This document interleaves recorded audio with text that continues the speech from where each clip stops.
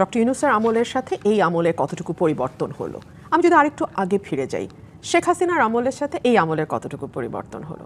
আপনি যদি একজন সাধারণ মানুষকে প্রশ্ন করেন, একদম সাধারণ, যে মানুষটির কোনো রাজনৈতিক পরিচয় নেই, কোনো ক্ষমতার সঙ্গে যুক্ততা নাই, অঢেল অর্থবিত্ত নাই, সেই মানুষটি আপনাকে চোখ বন্ধ করে বলবে জিনিসপত্রের দাম তার নাগালের বাইরে, ন্যূনতম কোনো নিরাপত্তা সে বোধ করে না পথে কিংবা বাড়িতে, এবং চাঁদাবাজিতে তার জীবন অতিষ্ঠ।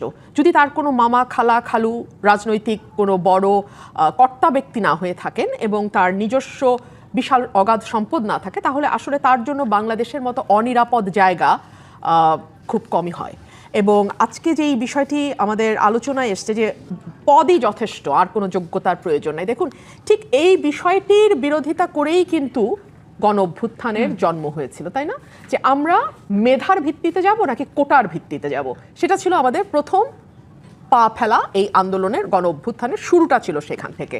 সেই জায়গায় যদি আপনি দেখেন, বিএনপি ক্ষমতায় আসতে না আসতেই বাংলাদেশ ব্যাংকের গভর্নর নিয়োগের কথা আপনার মনে থাকবে, যেই পদটি অর্থনীতির, আমি বলবো যে বাংলাদেশের অর্থনীতির পলিসি মেকিং থেকে শুরু করে প্রতিটি ব্যাংক কিভাবে চলবে, ব্যাংকের স্বচ্ছতা কিভাবে নিশ্চিত হবে এবং সে স্বচ্ছতা নিশ্চিতে কি কি পদক্ষেপ নেওয়া হবে, তার পুরোটাই কন্ট্রোলড বাই বাংলাদেশ ব্যাংক। তো সেই বাংলাদেশ ব্যাংকের তৎকালীন যিনি গভর্নর, তাকে কিভাবে সরানো হয়েছে এবং বিএনপির নির্বাচনী পরিচালনা কমিটির একজন ব্যক্তিকে, যিনি একই সঙ্গে গার্মেন্ট ইন্ডাস্ট্রিরও মালিক, মানে ফ্যাক্টরি আছে তার, কিসের যেন, সোয়েটার ফ্যাক্টরি বোধ হয়, হ্যাঁ সোয়েটার ফ্যাক্টরি, তো সেই সোয়েটার ফ্যাক্টরির মালিককে আমরা বাংলাদেশ ব্যাংকের প্রধান বানিয়েছি, তাই না? এই সরকার বানিয়েছে। এরপরে আসেন প্রত্যেকটা জেলায় জেলায় যেই জেলায় যে এমপি ক্যান্ডিডেট ফেল করেছে, অর্থাৎ জনগণ এই বিএনপির ভরা জোয়ারের সময় যাদেরকে ভোট দেয় নাই, সেই মানুষগুলোকে জেলার মাথা হিসেবে বসিয়ে দিয়েছে। জেলায় জেলায় প্রশাসক নিয়োগ করেছে দলের, ন্যূনতম যাদের কোনো জনপ্রিয়তা নাই, ভোট টোট পায় নাই, ফেল করেছে, কিংবা যাদের নমিনেশন দিতে পারে নাই কিন্তু দলের ভালো ডোনার বা ভালো সম্পর্ক, তাদেরকে জেলায় জেলায় প্রশাসক পদে বসিয়েছে। 11টি স্বায়ত্তশাসিত প্রতিষ্ঠান, কর্পোরেশনের প্রধান হিসেবে বিএনপির বিভিন্ন পদে মানুষদের বসানো হয়েছে। বিসিবিকে বলা হয় বাবা চাচার দোয়ার একটা বোর্ড, মা বাবার দোয়া। তো আপনি আমাকে বলেন, আর শামসুল আলম সাহেবের নিয়োগটা তো আপনি নিজেই বললেন, তো এতগুলো ক্ষেত্র আমরা দেখলাম, আর বাকিটা কি থাকে? এবং আপনি সুপ্রিম কোর্টের বিচারক নিয়োগ বলেন কিংবা আপনি নির্বাচন কমিশনার নিয়োগ বলেন, সকল কিছুর মানে মূল চিন্তাটাই হচ্ছে উনি আমার দলের কিনা। ধরুন এই যে বিশ্ববিদ্যালয়গুলোতে একটার পর একটা ভিসি আমরা চেঞ্জ হয়ে গেল, হ্যাঁ, এই দলীয়করণ আমরা আওয়ামী লীগের সময় দেখেছি, কিন্তু আমরা তো সেখান থেকে বের হয়ে সত্যিকার অর্থে যোগ্যতা আছে এমন মানুষকে তো ভিসি হতে দেখলাম না। আমি আপনাকে মনে করিয়ে দিই, আপনার মনে থাকবে ঢাকা বিশ্ববিদ্যালয়ের যিনি ভিসি, তার কিছু ছবি ফেসবুকে এসেছিল।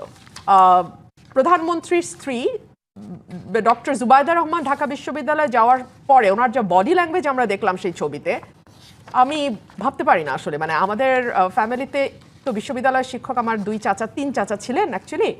সো তাদেরকে কখনো, তারা কেউ ভিসি হন নাই, কিন্তু তাদেরকে এই বডি ল্যাঙ্গুয়েজে কোনো ছবি, আমি 70 দশক 60-এর দশকের কথা বলছি, চিন্তাও করা যায় না। রুমির ফারহানা, আপনি বা বিরোধী রাজনৈতিক দল যখন এই অভিযোগগুলো দিচ্ছেন, ঠিক একই সময়ে মাহাদি আমিন বলেছেন, মানে তিনি প্রধানমন্ত্রী কার্যালয়ের মুখপাত্র, তিনি বলেছেন যে এই 5 মাসে সরকার বহুমাত্রিক অভূতপূর্ব সাফল্য অর্জন করেছে। মানে মাহাদি আমিনের দায়িত্ব হচ্ছে কি কি জায়গায় সরকার সাফল্য অর্জন করেছে সেটা বলা, তাই না? আমি তো আপনাকে একটা একটা করে খাত ধরে ধরে বললাম। তো এখন আপনি যদি আমাকে এরকম ব্লান্ট একটা স্টেটমেন্ট বলেন মাহাদি আমিনের, আমি তো বুঝবো না। তো মাহাদি আমিন পাঁচটি খুব স্পেসিফিক ভাবে বলেছেন তারা বিএনপি এই সময়ের মধ্যে জনগণের আস্থা, ভালোবাসা, সমর্থন পেয়েছে। এটা তো এক সেকেন্ড, আমি একটা একটা করে বলি। এটার কি কোনো প্যারামিটার আছে? এটার কোনো পরিসংখ্যান আছে? এটা নিয়ে কোনো গণভোট হয়েছে? এই গণভোটে 90% মানুষ বিএনপির প্রতি আস্থা দেখিয়েছে, মানে এই 4 মাসে। দ্বিতীয়টি তিনি বলেছেন যে ইশতেহারের আলোকে সব শ্রেণী পেশার মানুষের স্বার্থ রক্ষা করা হয়। যেমন কোন শ্রেণী পেশার মানুষ? তারা কিন্তু বিভিন্ন সময় তারা ইশতেহারে বলেছেন ফ্যামিলি কার্ড থেকে শুরু করে অনেক ফ্যামিলি কার্ডেও তো খুবই বৈষম্য হচ্ছে। যেই এলাকাগুলো বিএনপি এলাকা, সেখানে হচ্ছে বগুড়া বিভাগ হয়ে যাচ্ছে। আগে আমরা দেখতাম সমস্ত বরাদ্দ গোপালগঞ্জ যাচ্ছে, এখন আমরা দেখছি আমাদের শাহ আলমের মানে ইউনিয়ন পরিষদের চেয়ারম্যান ছিলেন, if I am not wrong, তার পরিবারের নামে, এতই রাজকীয় পরিবার তার, যে তার ভাইয়ের মেয়ে, নিজের 2 ছেলে, সবার নামে জেলায় জেলায় হচ্ছে। হ্যাঁ, ডেফিনেটলি নিজের দলের লোকজনকে তো বিএনপি পুনর্বাসন করছে। 3 নম্বর কি বলেছেন মাহাদি আমিন? স্বল্প সময়ের চ্যালেঞ্জ মোকাবেলায় সরকারের সফলতা। কোন চ্যালেঞ্জ সরকার মোকাবেলা করেছে স্বল্প সময়ে? আমরা বরং উল্টো দেখেছি যে অদ্ভুত সব ঘটনা ঘটছে যেটা বাংলাদেশের ইতিহাসে কোনোদিন হয়নি। বাংলাদেশের ইতিহাসে এখন সংসদে বিভিন্ন দেশ বিষয়ক মৈত্রী কমিটি হচ্ছে। আমি জানি না, আমার বন্ধু শামীম পাটোয়ারিও ছিলেন সংসদে, দীর্ঘ সময় শামীম পাটোয়ারি কাজ করেছেন। আপনি কি কখনো রুমিন দেখেছেন? ফারহানা, আপনি যেহেতু এরকম বললেন, আমি একটু মৈত্রী- পরিচয় করে দিতে চাই আমার দর্শকদের সাথে। আমাদের সাথে যুক্ত হয়েছেন ব্যারিস্টার শামীম হায়দার পাটোয়ারি, মহাসচিব জাতীয় পার্টি। আপনাকে স্বাগত রাজকাহনে। যে জায়গায় আলোচনায় আমরা ছিলাম ব্যারিস্টার রুমিন ফারহানা, এরপর তিনি যেটি বলেছেন যে জনগণের স্বাধীনতা ও দেশের সার্বভৌমত্ব সর্বোচ্চ অগ্রাধিকার ও গণমানুষের প্রধানমন্ত্রী রাষ্ট্রনায়কোচিত নেতৃত্ব। ময়রা কি আর নিজের মিষ্টি খারাপ বলবে? ওনার সরকার, ওনার প্রধানমন্ত্রী, উনি তো তাকে বলবেনই বেস্ট প্রধানমন্ত্রী। মানুষ কি বলেন? এবং এই যে সার্বভৌমত্বের কথাটা আপনি বলছেন না, সার্বভৌমত্ব নিয়েই সবচেয়ে বড় প্রশ্ন উঠছে। কি এগ্রিমেন্ট হলো আমেরিকার সাথে? কেন সেটা নিয়ে সংসদে একটা দিন আলোচনা হলো না? কেন যুক্তরাষ্ট্র 250 বছর পূর্তি বাংলাদেশ সংসদে, সংসদ ভবনের ভেতরে খোলা মাঠে স্পিকার, ডেপুটি স্পিকার, মানে এই কয়েক মাসে তার মানে বিএনপিকে নানান রকম সমালোচনার মুখোমুখি হতে হয়েছে। মানুষ তাই বলছে। জি, মানে আমি একটু ব্যারিস্টার শামীম হায়দার পাটোয়ারি আপনার কাছে আসি। দলীয় পদ না মেধা, মানে এই আলোচনাটা আজকে হয়তো হওয়ার কথা ছিল না, কিন্তু জামায়াতে ইসলামী সহ বিরোধী রাজনৈতিক দল যখন নতুন করে আবার এই অভিযোগটি সামনে আনলো, এই আলোচনাটা আমাদের করতেই হচ্ছে। তাদের অভিযোগ হচ্ছে বিএনপির সমস্ত জায়গায় আবারও নতুন করে দলীয় লোকেদেরকেই নেতৃত্বে এনেছে এবং দলীয় লোকদেরকেই তারা সব জায়গায় চাকরিতে বহাল করছে। মানে এই অভিযোগটাকে আপনারা কিভাবে দেখেন? অবশ্যই সত্য, এটাই করেছে। তবে ডক্টর ইউনূসের সময় জামাত তার মতো করে লোকগুলোকে নিয়োগ করতে পেরেছিল। বিএনপি সেখান থেকে কিছু জামাতের লোককে সরিয়ে পরিপূর্ণ বিএনপির লোককে দিচ্ছে। সমস্যাটা হচ্ছে বিএনপি কি বিএনপির মধ্যে মেরিট বেসিসে দিচ্ছে? মানে বিএনপি তো একটা বড় দল, তাদের তো অনেক মেরিট আছে। বিএনপি কিন্তু তাদের বেস্ট মেরিট পার্সনকে ওখানে দিচ্ছে না। সেখানে টাকা পয়সার লেনদেন, নিজস্ব পলিটিক্যাল বলয় এবং আঞ্চলিকতা, এই সব কিছু তীব্রভাবে ইম্প্যাক্ট ফেলছে। গভর্নমেন্টকে টাকা দেওয়া হচ্ছে, ট্যাক্স পেয়ারের মাধ্যমে যে বেতন দেওয়া হচ্ছে, সেই বেতনের টাকায় কিন্তু আমরা দেখতে পাচ্ছি বিএনপি নেতা কর্মীদেরকে আবার এটিও বলতে শোনা যায় যে মানে তারা তখন বিরোধী রাজনৈতিক দলের উদ্দেশ্যে বলেন যে আপনারা যদি নির্বাচিত হতেন আপনারাও তো একই কাজ করতেন, মানে অন্যান্য রাজনৈতিক দলও তো হয়তো নিজেদের লোককে নিয়োগ দিত। অতীতে এরকম হয়েছে, অতীতে এরকম বারবার হয়েছে বলেই তো 24-এ একটা বড় আন্দোলন হয়েছে। এখনো যদি এটা তাই হতে থাকে তাহলে কিন্তু 24 ম্লান হয়ে যাবে, ভবিষ্যতে আবার কোনো এক সময় আবার অসন্তোষ দানা বাঁধবে এবং সেই আন্দোলনও হতে পারে। এখন মাননীয় প্রধানমন্ত্রীর বর্তমানে উপদেষ্টা অনেকেই আছেন, তার সাম্প্রতিক সময় অনেক অ্যাপয়েন্টমেন্টও হয়েছেন। তারা অনেকেই তুলনামূলক কম অভিজ্ঞতা সম্পন্ন। দেখুন, আমরা অনেক দোষ দিতে পারি, কিন্তু শেখ হাসিনার প্রথম দিকের উপদেষ্টা কে ছিলেন? ডক্টর গওহর রিজভী। প্রথম দিকের উপদেষ্টা কে ছিলেন? ডক্টর মশিউর। প্রথম দিকের উপদেষ্টা কে ছিলেন? তৌফিক সাহেব। তো এই লেভেলের লোকজন ছিল তার অ্যাডভাইজার। সেখানে কিন্তু এখন যারা অ্যাডভাইস দিচ্ছে তারা কিন্তু রাষ্ট্র সরকার সম্পর্কে সবাই ওয়াকিবহাল এমনটা না। আমি মনে করি এক্সপেরিমেন্টের বেসিসে রাষ্ট্র চলছিল ডক্টর ইউনূসের সময়, ওইটার ধারাবাহিকতা এখনও চলছে। এবং সবচেয়ে একটি ঘটনা উল্লেখযোগ্য হচ্ছে, সংসদ ভবনের মতো জায়গায় ইউএসএ একটি তাদের স্বাধীনতা পূর্তি অনুষ্ঠান করেছে, যেটা আমি খারাপ বলবো না, কিন্তু আপনি একটা দেশকে যখন দিবেন আপনি বাকি দেশগুলোকে না করবেন কিভাবে? এখন যদি পাকিস্তান বলে তারা 15ই আগস্ট করবে আমাদের এখানে, তাহলে আপনি বাধা দেবেন কিভাবে? ভারত যদি বলে 14ই আগস্ট করবো এখানে, বাধা দেবেন কিভাবে? রাশিয়া যদি বলে বাধা দেবেন কিভাবে? চায়না যদি বলে যে চাইনিজ কমিউনিস্ট পার্টি, তারা কোথাও গিয়ে এই সরকারও একটি রাষ্ট্রের দিকে ঝুঁকছে। অর্থাৎ একটি রাষ্ট্রের দিকে ঝুঁকছে আমি এমনটা বলবো না, কিন্তু এই জিনিসগুলো সতর্কতার সাথে ভারত, চায়না, রাশিয়া, আমেরিকা তাদের সাথে হ্যান্ডেল করতে হবে অত্যন্ত সফিস্টিকেটেডলি এবং ডেলিকেটলি। আপনি কখনো টিল্ট হতে পারবেন না। আপনি যদি চট করে টিল্ট হয়ে যান আপনি আর ফিরে আসতে পারবেন না। আপনি ফিরে আসতে পারবেন না, তখন অন্য দেশগুলো নাকশ হবে। বিএনপি তো দাবি করেছে তারা সবচেয়ে যোগ্য মানুষটিকেই পররাষ্ট্র মন্ত্রী বানিয়েছেন। না, অবশ্যই তার অতীত যোগ্যতা অনেক আছে, এবং তিনি যোগ্য না হলে তো দুই রিজিমে কেউ থাকে না। ইউনূস রিজিমেও ছিলেন, এই রিজিমেও ছিলেন, তো সেই হিসাবে ডেফিনেটলি তার যোগ্যতা আছে। তবে আমরা যেটা অনুভব করি, বাংলাদেশে একটা ঘটনা ঘটে গেছে দুঃখজনকভাবে, এক্সটার্নালাইজেশন অফ ইন্টারনাল পলিটিক্স। বাংলাদেশে ভোট কি হবে, ভোটে কে আসবে, আওয়ামী লীগ ফিরে আসবে কিনা, আওয়ামী লীগকে ব্যান করতে হবে কিনা, এ সব কিছুই মনে হয় একটা এক্সটার্নাল ফ্যাক্টরের উপর নির্ভরশীল, বা অনেকগুলো এক্সটার্নাল ফ্যাক্টরের উপর নির্ভরশীল। আমরা নিজেরা বসে 4-5টি দল নিজেরা বসে সমাধান করে কেন নিজেদের সমস্যাগুলো সমাধান করতে পারি না? আমি বর্তমান সরকারের তো এখনও সাফল্য ব্যর্থতা দেখার সময় আসেনি, তবে একটা ব্যর্থতা তো করে ফেলেছে, যে তাদের হাতের মধ্যে ছিল, তারা রিকনসিলিয়েশন করতে পারত। রিকনসিলিয়েশন সময়ের দাবি ছিল, রিকনসিলিয়েশন করবে বলেই যেদিন তারেক জিয়া বাংলাদেশে আসলেন, যারা বিএনপি করে না তারাও তার দিকে আসার মুখ চিরে তাকিয়েছেন এবং অনেকে ভোটও দিয়েছেন। এবং বিএনপি ল্যান্ডস্লাইড ভিক্টরি পেয়েছে। এরপরে কিন্তু রিকনসিলিয়েশনের দিকে বিএনপি হাঁটলো না। যেহেতু বিএনপি রিকনসিলিয়েশনের দিকে হাঁটলো না, এই যে অনেকগুলো মানুষের প্রত্যাশার জায়গাটা বিএনপি নষ্ট করে দিল। আপনার একটা বক্তব্যে আপনিও বলেছেন যে মানে আপনারা যদি সেই সময় বিএনপির সাথে না থাকতেন বিএনপি হয়তো এই জয় পেত না। মানে এটাকে আসলে আপনি ঠিক কিভাবে মূল্যায়ন করেন? মানে জাতীয় পার্টিকে আসলে জাতীয় পার্টির সাথে না থাকলে বিএনপি জয়ী হতো না, এটাকে কি আমরা এভাবে বলিনি। দেখুন, এই 2-3 দিন আগে মহামান্য পদত্যাগ করলেন, তার প্রতি আমার কোনো ব্যক্তিগত সিম্প্যাথি, তাকে আমি চিনিও না। মহামান্য পদত্যাগ করেছেন, এটা স্বাস্থ্যগত কারণে, এটা কেউ বিশ্বাস করে না। এখানে প্রেশার ছিল। একজন সাংবাদিক বলেছে বিশেষ এজেন্সির প্রেশারে ওনাকে ডেডলাইন দিয়ে দেওয়া হয়েছিল। চুপ্পু সাহেব যদি রাষ্ট্রপতি না থাকতেন বা সে 2 বছর আগে বা 1.5 বছর আগে পদত্যাগ করতেন, দেশে ভোট হতো না, বিএনপি ক্ষমতায় আসতে পারতো না। সেম ফর ওয়াকার সাহেব। ওয়াকার সাহেব এবং চুপ্পু সাহেব ছিলেন বলে দেশে ভোট হয়েছে, বিপ্লবী সরকার বা অ্যাডভেঞ্চারাস সরকার হয়নি, বিএনপি ক্ষমতায় আসছে। এখন জাতীয় পার্টি বাইরে গিয়ে তো এখনো পর্যন্ত করার কিছু সুযোগ নাই, মানে এখনো সুযোগ নাই। জাতীয় পার্টি ভোটে যাওয়ার কারণে জামাত এবং এনসিপি ভোট বর্জন করতে পারেনি। জামাত, এনসিপি এবং ইউনূস সরকারের একাংশের একটা ইচ্ছা ছিল দেশে ভোট হবে না, সময় মতো জামাত বা অন্য কেউ ভোট বর্জন করবে, দেশে তখন দীর্ঘমেয়াদী অনির্বাচিত সরকার থাকবে অথবা বিপ্লবী সরকার হবে। মানে যে সময়টাতে আমরা আসলে যোগ্যতা নিয়ে আলোচনা করছি সেই সময়টাতে বৈষম্য থাকবার কথা না। রুমিন ফারহানা, আপনি সংসদে দাঁড়িয়ে একটি বক্তব্যে আমি দেখছিলাম, আপনি বলেছেন যে সরকার দলীয় হুইপ কিংবা বিরোধী দলীয় হুইপ কেউ আসলে আপনার না, সেই কারণে আপনি আসলে পুরো দৃষ্টি আকর্ষণ করছিলেন স্পিকারের। এই সময়টাতে দাঁড়িয়ে আসলে সবাই তো সবার হওয়ার কথা ছিল, সেই জায়গাটিতে আমরা কেন পৌঁছাতে পারিনি? উত্তর নিব জিপিএচ ইস্পাত নিবেদিত রাজকাহন থেকে বিরতি নিয়ে ফিরছি, সাথে থাকুন। জিপিএচ ইস্পাত নিবেদিত রাজকাহন দেখছেন। ব্যারিস্টার রুমিন ফারহানা, আপনি সংসদে দাঁড়িয়ে বলেছেন এই মুহূর্তে সরকার দলীয় হুইপ কিংবা বিরোধী দলীয় হুইপ কেউই আসলে আপনার না, সে কারণে আপনি স্পিকারের দৃষ্টি আকর্ষণ করেছেন। মানে এই মুহূর্তটাতে তো আসলে আমরা এরকম বৈষম্যের কথা চিন্তা করি না, সবাই সবার হবে সেই প্রত্যাশা আমরা রাখতে চাই, কিন্তু এই 5 মাস বা 6 মাসেই সরকারের বিরুদ্ধে এরকম নানান অভিযোগ, নানান আলোচনা সমালোচনা, সামাজিক যোগাযোগ মাধ্যমে গেলেও আমরা এরকম নানান কিছু দেখি, বিশেষ করে নারীদেরকে কেন্দ্র করে বেশ কিছু ঘটনা ঘটছে। অতি সম্প্রতি একজন প্রাথমিক স্কুল শিক্ষিকাকে নিয়ে যে ঘটনা ঘটেছে সেটি আমি একটু আপনার দৃষ্টি আকর্ষণ করতে চাই। সেই সাথে সংরক্ষিত নারী এমপিদের পছন্দের আসন দিতে আইন করছে সরকার, সেটিকে আপনি আসলে কিভাবে দেখেন? অনেকগুলো বিষয় আপনি নিয়ে এসেছেন। আমি সংসদে বলতে বাধ্য হয়েছিলাম যে সংসদে তো কিন্তু চাইলেই কথা বলা যায় না, আপনাকে আগে হুইপের কাছ থেকে সময় অ্যালোকেশন নিতে হয়। সো আমি যখন বিরোধী দলের হুইপ মানে নাহিদ ইসলামের কাছে যাই, উনি চেষ্টা করেন, বাট ইনভেরিয়েবলি উনি বলেন যে আপনার জামাতের আমিরের পারমিশন লাগবে, এবং জামাতের আমির ফর অবভিয়াস রিজনস তুমি ওনার দলের জন্য বরাদ্দ সময় থেকে আমাকে দেবেন না। সো আমাকে যেতে হয় তখন সরকার দলের কাছে, সরকার দলের হুইপের কাছে। যেহেতু আমি সরকারি দলের একজন ক্রিটিক, তারাও অফকোর্স তারাও ভেরি কমফোর্টেবল না আমাকে সময় দিতে।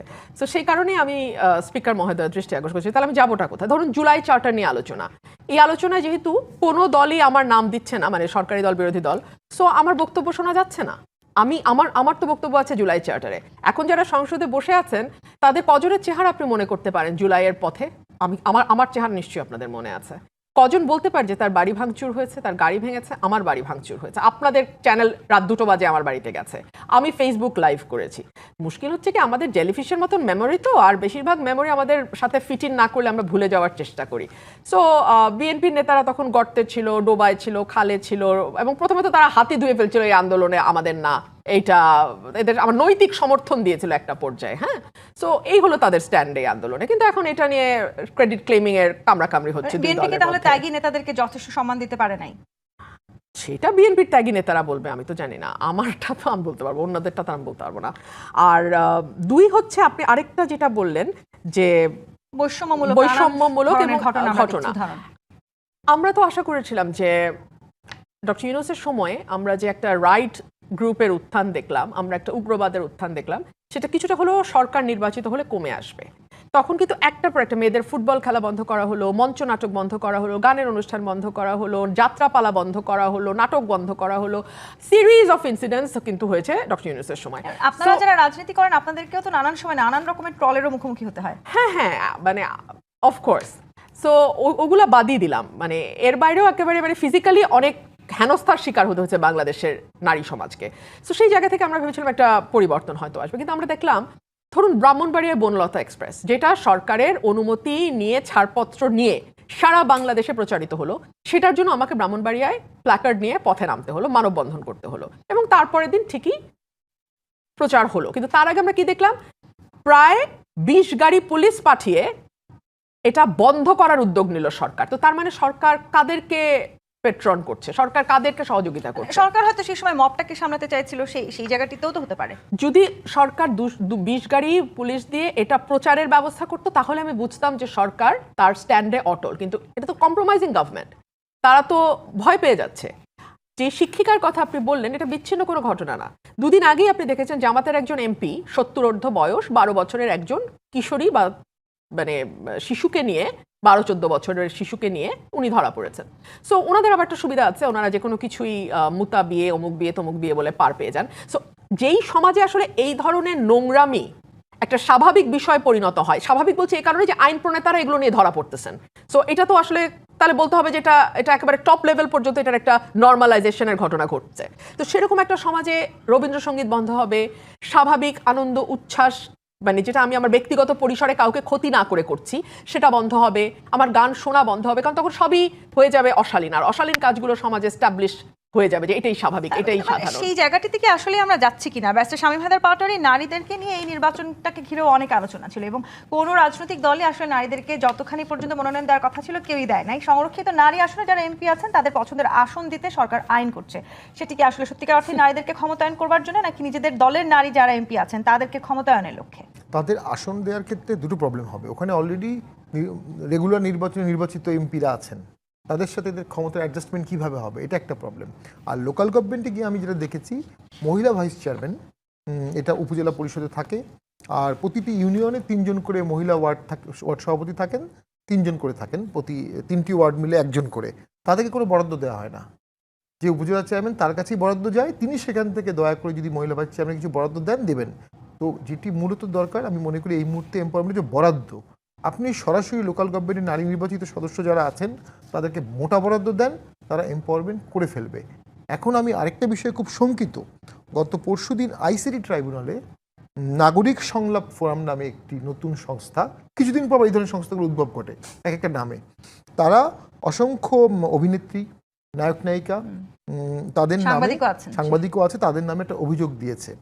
এদের মধ্যে 2-4 জন ছিল যারা সেই সময় আন্দোলনে বিটিভি ভবনে ভিজিট করেছিলেন, বাকিরা ওই সময় কোনো ভূমিকা পালন করেনি। বাকিরা বর্তমানে কথা বলছেন, অর্থাৎ বর্তমানে যারা কথা বলছেন ভোকাল, বাক স্বাধীনতার পক্ষে, কালচারাল রেভলিউশনের পক্ষে, তাদের মুখ বন্ধ করার জন্য আইসিটি ট্রাইব্যুনালে অভিযোগ করা হলো। এখন তো আপনি কথা বলতে পারছেন, ব্যারিস্টার শামীম হায়দার পাটোয়ারি, ব্যারিস্টার রুমিন ফারহানা সংসদে দাঁড়িয়েও তো সমালোচনা করতে পারছেন।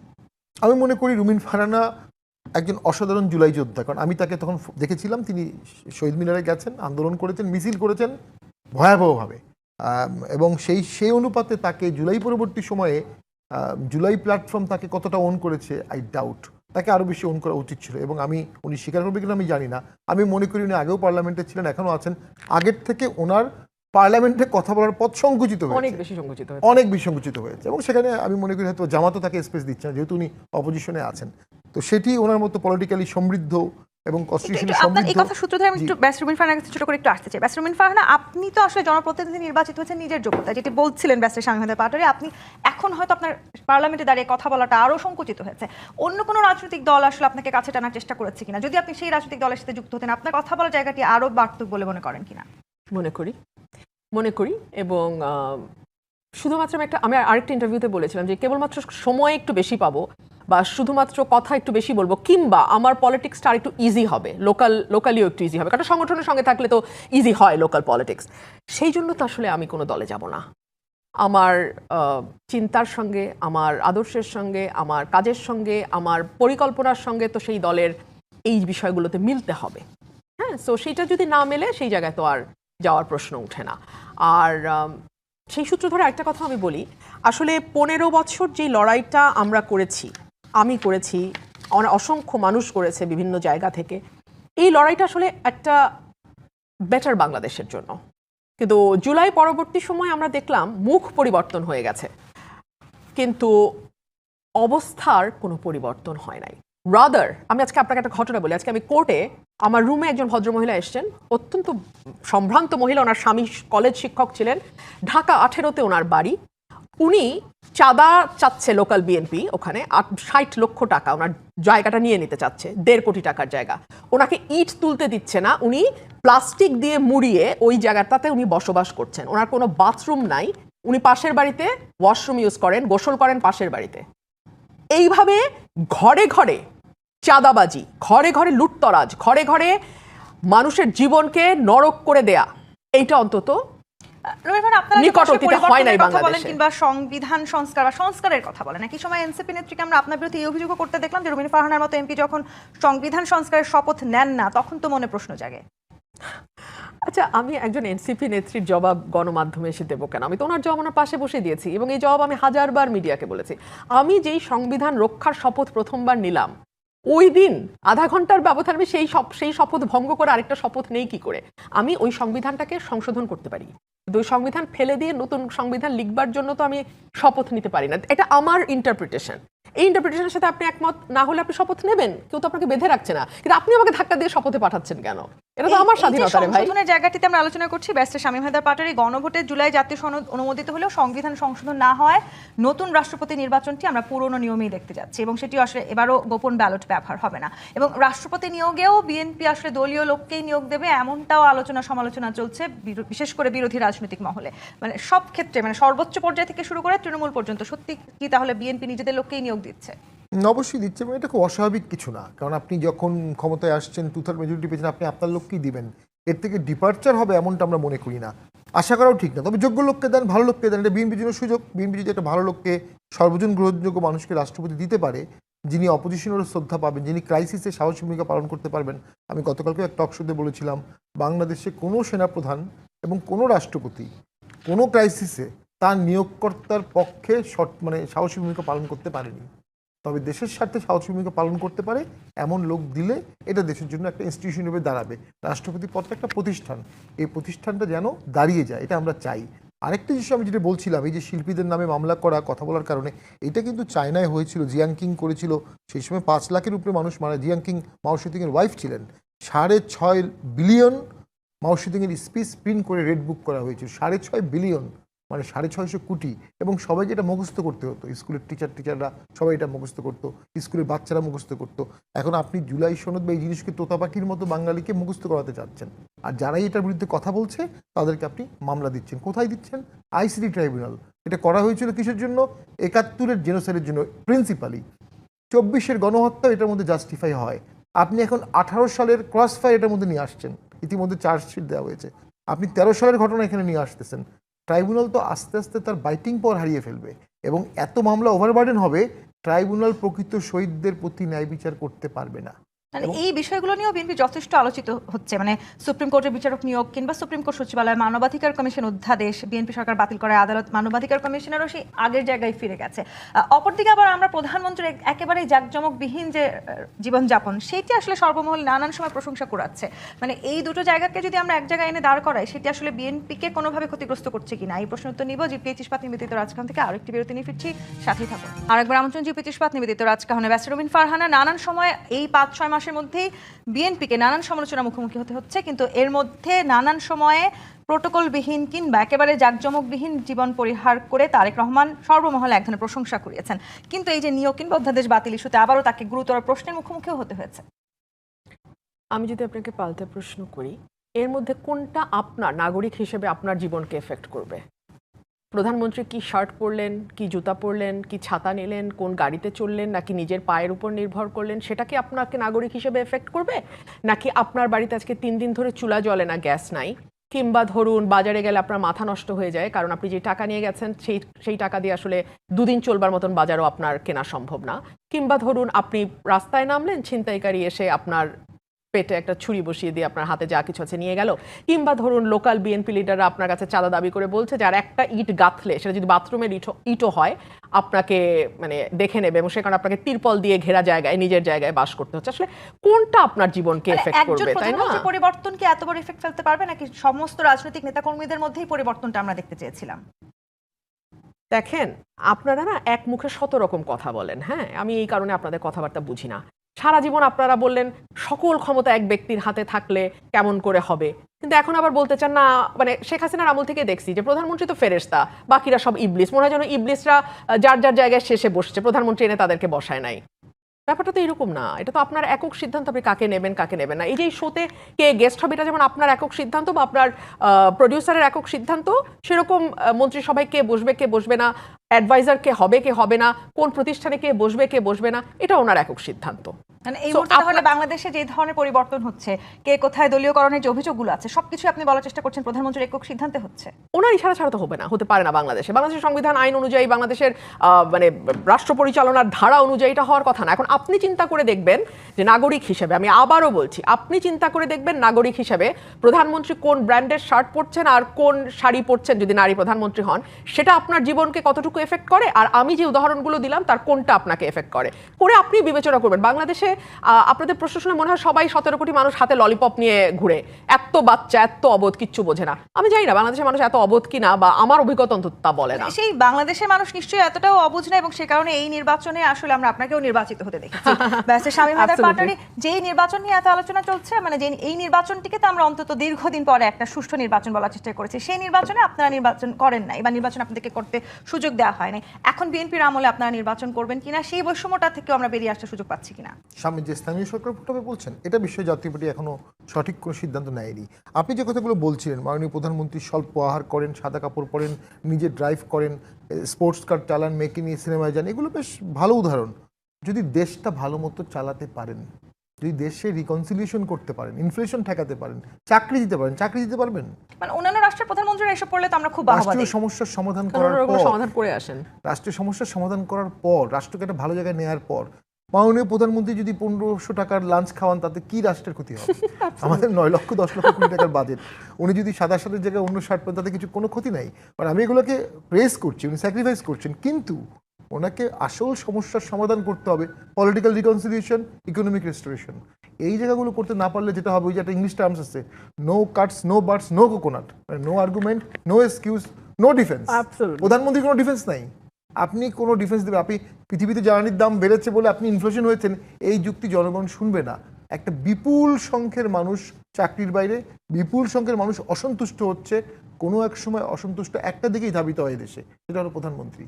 এবং পুলিশ দুর্বল, প্রশাসন দুর্বল। নতুন করে আর কোনো গণঅভ্যুত্থান হওয়ার কোনো সম্ভাবনা কি তাহলে আপনি দেখছেন? বিচ্ছিন্ন গণঅভ্যুত্থান হতে পারে, নেতৃত্ববিহীন, কারণ অসন্তুষ্ট মানুষ প্রচুর এবং রাষ্ট্রের স্ট্রাকচার তৈরি ফারহানা বলেছিলেন যে আগামী 100 বছরও কোনো গণঅভ্যুত্থান হওয়ার সুযোগ নেই। এটা হবে না। একটা হচ্ছে যে জুলাই হওয়ার পরে যে আকাঙ্ক্ষা উঠেছিল, সেই আকাঙ্ক্ষাটা আমাদের বাস্তবায়ন হয়নি, কিন্তু মানুষের দুর্ভোগ, মানুষের দুর্দশা, এটার জন্য মানুষ রাস্তায় নামবে এবং পুলিশ কঠোর হতে পারবে না, সরকার কঠোর হতে পারবে না, সেটা হঠাৎ করে বিপ্লবে কোনো আন্দোলনে রূপ নিবে এবং সেটা সম্ভাবনাও আছে।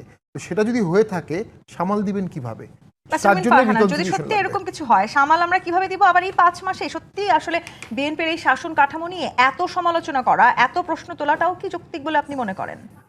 আপনারা যদি মনে করেন যৌক্তিক না, প্রশ্ন তুলেন না, অসুবিধা নেই, প্রশংসা করতে থাকেন, কোনো অসুবিধা নেই তো।